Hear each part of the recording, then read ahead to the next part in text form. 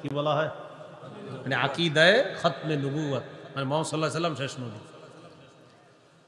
সহিহ বুখারীর বর্ণনা 3535, মানে 3535 নম্বর হাদিস। এই হাদিসের মধ্যে আছে قال رسول الله صلى الله عليه وسلم إن مثلي ومثل الأنبياء من قبلي كمثل رجل بنى بيتا فأحسنه وأجمله إلا موضع لبنة في زاوية।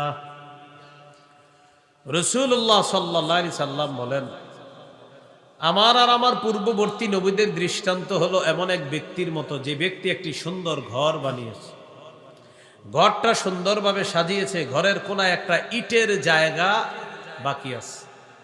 বলেন ঘর কি সমাপ্ত না অসমাপ্ত?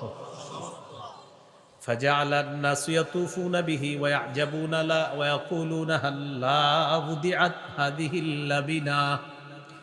মানুষ এই ঘরের চারপাশে ঘুরতে থাকে আর ঘরটা দেখতে থাকে, ঘরের সৌন্দর্য দেখে সর্বশেষ যখন দেখে একটা ইটের জায়গা ফাঁকা, মানুষ আশ্চর্য হয়ে প্রশ্ন করে আর বলা বলি করে, হাল্লা উদিআত হাদিহিল লাবিনা, এই ইটটা কেন স্থাপন করা হলো না, লাগানো হলো না, ইটের জায়গাটা কেন ফাঁকা রাখা হলো?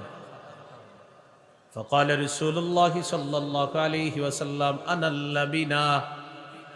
রাসূলুল্লাহ সাল্লাল্লাহু আলাইহি সাল্লাম বলেন, আমি হলাম সেই ইট। আদম থেকে ঈসা নবী পর্যন্ত নবুয়তের ঘর আল্লাহ সাজিয়েছেন, একজন নবী আসা বাকি ছিল, সেটাই আমি নবী মুহাম্মদ সাল্লাল্লাহু আলাইহি ওয়াসাল্লাম। আমাকে আল্লাহ পাঠিয়ে ওই ইটের জায়গা যেটা ফাঁকা, এই জায়গাটা আল্লাহ পূরণ করে নবুয়তের ঘরের সৌন্দর্যের সমাপ্ত আল্লাহ করে দিয়েছেন।